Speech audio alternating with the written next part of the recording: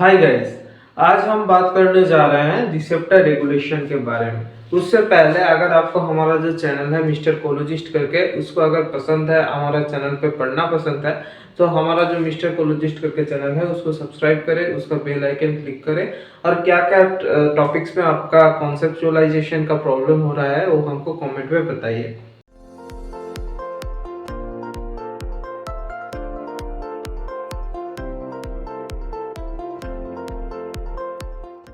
आज शुरू करते हैं हम receptor regulation. Receptor regulation word है तो क्या मतलब कि इस वर्ड का मतलब क्या है? रिसेप्टर रेगुलेशन मतलब कि रिसेप्टर तो क्या है हमको पता है, ये एक मैक्रोमोलिक्यूल है। मैक्रोमोलिक्यूल मतलब कि बिग मॉलिक्यूल है और रेगुलेशन का मतलब है मैक्रो प्रोटीन का मॉलिक्यूल है, जो हमारा क्या होता है सेल सरफेस सेल का जो साइटोप्लाज्म है और न्यूक्लियस वहां पे फिर रह सकता है। और हमारा जो रेगुलेशन है उस रेगुलेशन का मतलब है रेगुलेशन कहाँ से आया? रेगुलेशन आया रेगुलेट से। रेगुलेशन वर्ड आया हमारा रेगुलेट से, ठीक है। रेगुलेशन वर्ड आया हमारा रेगुलेट से। तो रेगुलेट से क्या होता है? रेगुलेट से मतलब कि हमारा किसी भी काम को अगर बढ़ाना कम करना है तो हमारा ये रेगुलेशन वर्ड आता है। मतलब कि किसी भी काम को अगर बढ़ाते हैं, अगर घटाते हैं तो उसको हम रेगुलेशन कहते हैं।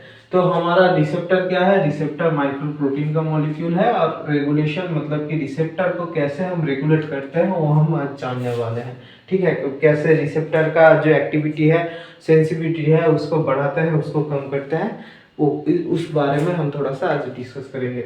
अब हमारा आता है अप रेगुलेशन। अप रेगुलेशन क्या है? अगर मानिए एक एग्जांपल देकर आपको बताना पड़ेगा, थोड़ा सा मतलब कि थोड़ा सा धीरे धीरे समझना, ठीक है। हमारा जो हार्ट है, मानिए कि एक एग्जांपल है, हमारा जो हार्ट है, हमारा एक हार्ट है, हार्ट में 4 चेम्बर्स होते हैं।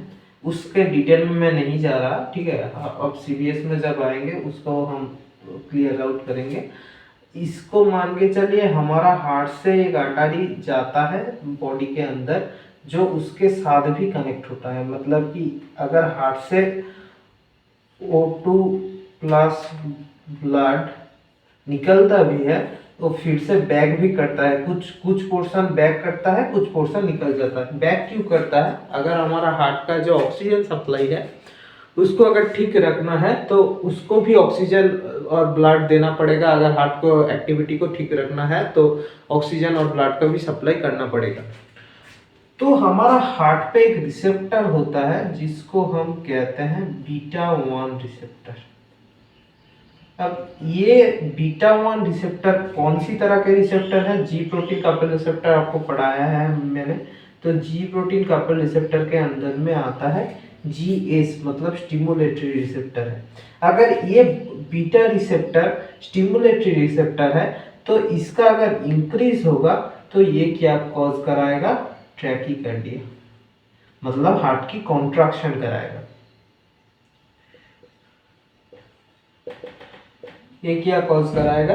ये ट्रैकीकार्डिया कॉज कराएगा, मतलब कि हार्ट का कॉन्ट्रैक्शन करवाएगा। अब हम आते हैं हमारा आप रेगुलेशन के कॉन्सेप्ट पे। ये आपको समझ आ गया। अब ट्रैकीकार्डिया अगर कॉज कराता है तो क्या होता है? हमारा अगर हार्ट का कॉन्ट्रैक्शन हुआ तो हमारा जो ये आर्टरी है, मतलब एक कॉज आता है, मतलब कि एक डिजीज होता है एंजाइना करके।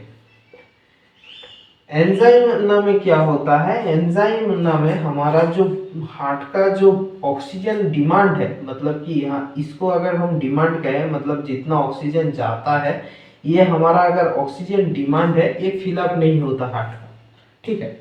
अगर हार्ट कॉन्ट्रैक्ट होता रहेगा तो ऑक्सीजन डिमांड तो फिलअप नहीं होगा ना। अगर हार्ट कॉन्ट्रैक्ट होता रहेगा मतलब कि यहाँ पर ऑक्सीजन जा ही नहीं पा रहा, हार्ट कॉन्ट्रैक्ट होगा, अगर डायलेट होगा फिर तो ऑक्सीजन घुसेगा, अगर कॉन्ट्रैक्ट होकर रहेगा तो ऑक्सीजन नहीं घुस पाएगा।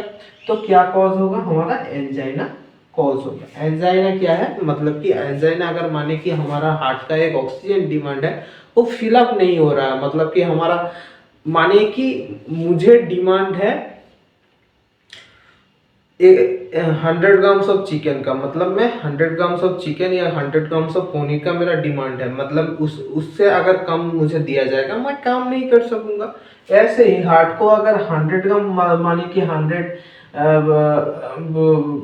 ऑक्सीजन की 100 ऑक्सीजन मॉलिक्यूल्स की डिमांड है, उसको दिया जा रहा है 80 मॉलिक्यूल्स, तो वो काम नहीं कर पाएगा। इजी बात है। उसके लिए एक डिजीज, उसको एक डिजीज से हम डिनोट करते हैं जिसको हम कहते हैं एंजाइना। अब हमारा आता है आप रेगुलेशन का कॉन्सेप्ट। आप रेगुलेशन में क्या होता है, धीरे धीरे करके समझना, बहुत ही इंपॉर्टेंट बात है।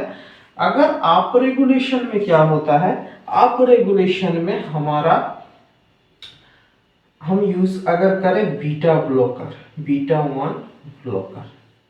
बीटा 1 ब्लॉकर क्या है, एक एंटागोनिस्ट है। बीटा 1 ब्लॉकर क्या है, एक एंटागोनिस्ट है। एंटागोनिस्ट क्या है, अगर कोई काम चल रहा है उसको रोकना। अगर बीटा 1 ब्लॉकर हम दे दे तो क्या होता है, हमारा बीटा 1 रिसेप्टर जो है उसका काम डिक्रीज हो जाएगा। हमारा जो ट्रैकीकार्डिया हो रहा था वो क्या हो जाएगा, ब्राडीकार्डिया, मतलब हार्ट डायलेट हो जाएगा और एंजाइना नहीं होगा। एंजाइना जो है वो नहीं होगा, मतलब कि ऑक्सीजन, अगर ब्राडीकार्डिया हो रहा है तो हमारा हार्ट जो कॉन्स्ट्रिक्ट होकर रह रहा था वो डायलेट हो जाएगा और ऑक्सीजन घुस जाएगा आसानी से, तो हमारा डिमांड जो है फिलअप हो जाएगा, तो एंजाइना नहीं होगा। अब आते हैं आप रेगुलेशन पे क्या होता है। अगर हम जो बीटा ब्लॉकर से, बीटा ब्लॉकर का एग्जांपल है प्रोपानोलोल, नोलोल, ठीक है, ठीक है, प्रोपानोलोल करके है, तो उसको, उसमें क्या होता है, अगर हम बीटा 1 जो ब्लॉकर है वो अगर देते रहेंगे मतलब कि बॉडी पे हम उसको देते रहेंगे, मतलब कि लॉन्ग टर्म में यूज करते गए, ठीक है। बीटा ब्लॉकर को अगर लॉन्ग टर्म में यूज करते गए तो क्या होगा, बीटा ब्लॉकर आके हमारा जो रिसेप्टर्स पे बाइंड हो रहा था वो बाइंड नहीं होगा, बाइंड होता रहेगा और रिसेप्टर का जो एक्टिविटी है वो डिक्रीज करता रहेगा, ठीक है। इसको थोड़ा मैं क्लियर करके यहाँ पर समझाता हूँ, आपको कोई दिक्कत ना हो। इसको थोड़ा इरेज कर देता हूँ, ठीक है। अगर मानिए कि लॉन्ग पीरियड ऑफ टाइम पे हमने बीटा ब्लॉकर को देता गया, मैंने बीटा ब्लॉकर जो है उसको देता गया हमारा बॉडी पे। बीटा ब्लॉकर क्या करेगा, हमारा जो रिसेप्टर था बीटा 1 रिसेप्टर, उसका एक्टिविटी को डिक्रीज कर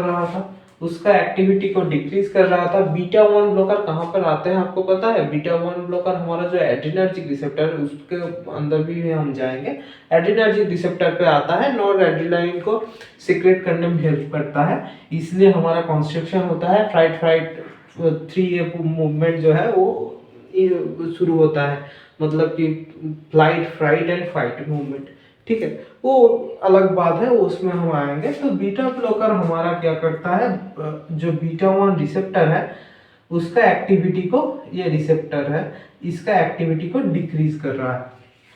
अगर हम लॉन्ग टर्म में देते गए बीटा ब्लॉकर, अब क्या होगा, बीटा ब्लॉकर हमारा अगर लॉन्ग टर्म में देता गया, मानिए कि 1 साल 2 साल देते गए, कि 1 महीना 2 महीना देता गया, एक दिन जाके स्टॉप कर दिया बीटा ब्लॉकर मैंने दिया बॉडी को, ठीक है।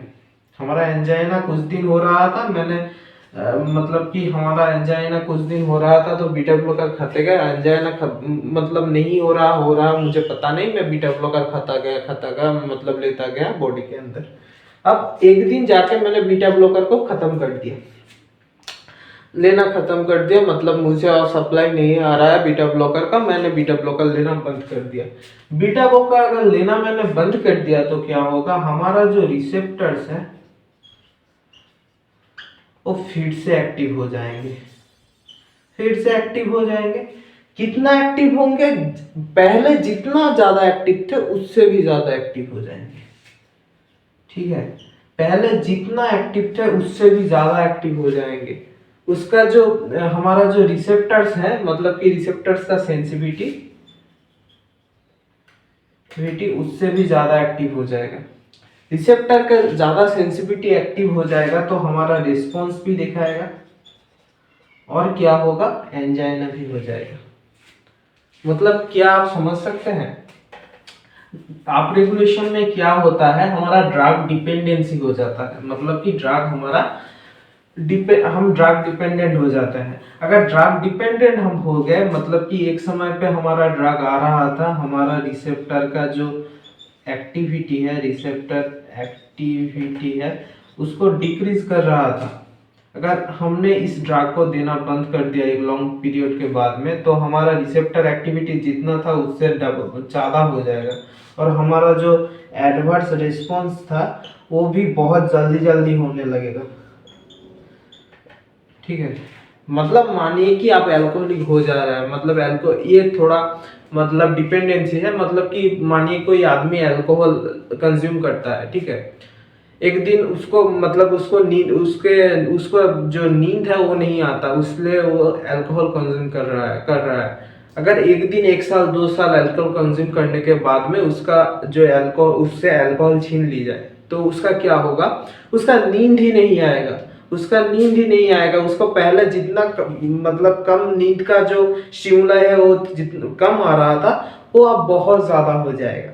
यही हमारा डाउन रेगुलेशन पे कॉन्सेप्ट, डाउन रेगुलेशन के कॉन्सेप्ट पे हमारा जो इम्पोर्टेंट पार्ट है, यहाँ पर हमारा एंटागोनिस्ट दिया जाता है। मतलब कुछ काम हो रहा था उसको इनहिबिट करने के लिए एंटागोनिस्ट दिया जाता है। एंटागोनिस्ट देने से हमारा जो ड्रग रिस्पॉन्स है, यहाँ से ड्रग रिस्पॉन्स, हमारा जो रिसेप्टर सेंसिटिविटी है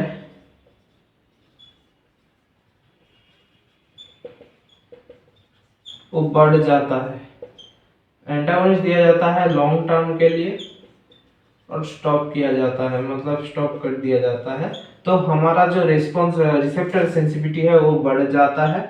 वो बढ़ जाने से क्या होता है, हमारा जो रिस्पॉन्स है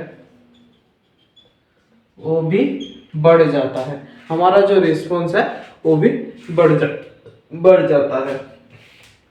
ठीक है, ऐसे ही करके हमारा है अप रेगुलेशन। अब डाउन रेगुलेशन में क्या होता है, डाउन रेगुलेशन पे अगर मानिए एक रिसेप्टर है बीटा 2 ब्लॉकर, बीटा 2 करके, ठीक है, एक रिसेप्टर है हमारा, यहाँ पर हो गया हमारा अप रेगुलेशन। डाउन रेगुलेशन में क्या होता है, हमारा एक रिसेप्टर है बीटा 2 करके, बीटा 2 कहाँ पर रहता है, हमारा ब्रोंकाई पे रहता है,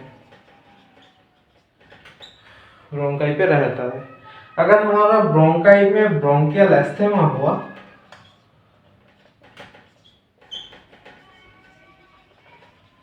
ब्रोंकियल एस्थेमा हुआ, तो हम बीटा 2 एगोनिस्ट यूज करते हैं। ठीक है, बीटा 2 एगोनिस्ट अगर बहुत ज्यादा यूज करेंगे तो अगर हमारा क्या होगा, बीटा 2 एगोनिस्ट क्या होता है, एक काम चल रहा था उसको बढ़ाता है, ठीक है, उसको बढ़ाता है। अगर मानिए कि आपका बॉडी पे कोई हार्मोन है, ठीक है, इससे भी बहुत अच्छा एग्जांपल मैं देता हूं। अगर मानिए कि आपका बॉडी पे एक हार्मोन है, वो हार्मोन बहुत ज्यादा सीक्रेट हो रहा है और हमारा जो रिसेप्टर्स है उस पे बाइंड हो रहा है, ठीक है। अगर इससे भी ज्यादा हार्मोन होगा, क्या ये बाइंड होगा? बाइंड नहीं होगा। तो रिसेप्टर क्या करेगा, मतलब कि मानिए कि अगर आपके एक बाल्टी है, ठीक है, एक बाल्टी में आप पानी पोर कर रहे हैं, पानी को दे रहे हैं, पानी दे रहे हैं, अगर वो बाल्टी फुल हो जाएगा तो क्या वो पानी ले पाएगा? वो पानी नहीं ले पाएगा।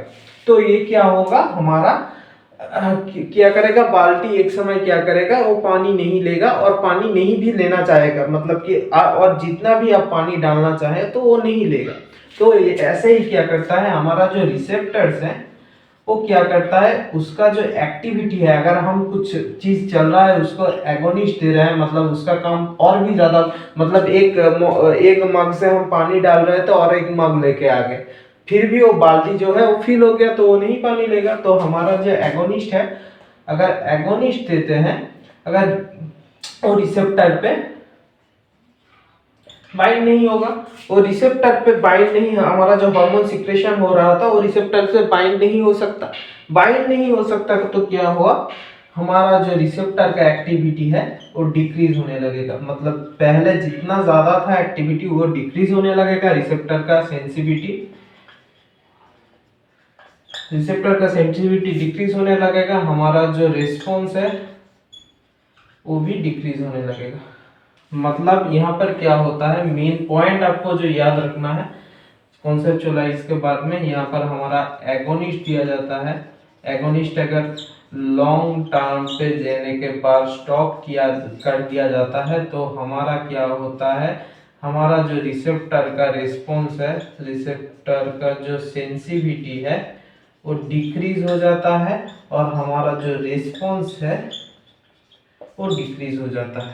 ठीक है, आप रेगुलेशन में क्या होता है, तो अप रेगुलेशन और डाउन रेगुलेशन के डिफरेंस क्या है। अप रेगुलेशन पे हमारा एंटागोनिस्ट दिया जाता है लॉन्ग रेगुलर टाइम के अंदर में और स्टॉप कर दिया जाता है, और एगोनिस्ट हमारा लॉन्ग टर्म दिया जाता है, अगर स्टॉप कर दिया जाता है तो रिसेप्टर का सेंसिटिविटी इंक्रीज हो जाता है। अगर यहाँ पर रिसेप्टर का सेंसिटिविटी डिक्रीज हो जाता है, यहाँ पर हमारा जो रिस्पॉन्स है वो इंक्रीज हो जाता है, यहाँ पर अगर हमारा जो रिस्पॉन्स है वो डिक्रीज हो जाता है। इसका बहुत सारे एग्जांपल है, जैसे कि मैंने जो मतलब कि ब्रोंकियल अस्थमा क्या कहा था, उसमें भी ये हमारा डाउन रेगुलेशन आता है। मतलब कि अगर ब्रोंकियल अस्थमा में हम अगर बीटा 2 एगोनिस्ट बहुत ज़्यादा यूज करते हैं तो हमारा रिसेप्टर का जो सेंसिटिविटी है वो डिक्रीज हो जाता है। ऐसे ही करके हमारा रिसेप्टर का रेगुलेशन का जो कॉन्सेप्ट है यहाँ पर ही खत्म होता है। अगले टॉपिक में जो हमारा ड्रग पोटेंसी है, हमारा जो ड्रग मतलब कि ड्रग का मैक्सिमल एफिकेसी है, उसके बारे में हम थोड़ा सा डिस्कस करेंगे। आज के लिए इतना ही। अगर आपको हमारा जो क्लासेस होता है उसको अच्छा लगता है तो हमारा जो मिस्टर कोलोजिस्ट करके चैनल है उसको सब्सक्राइब करें, उसका जो बेल आइकन है उसको क्लिक करें।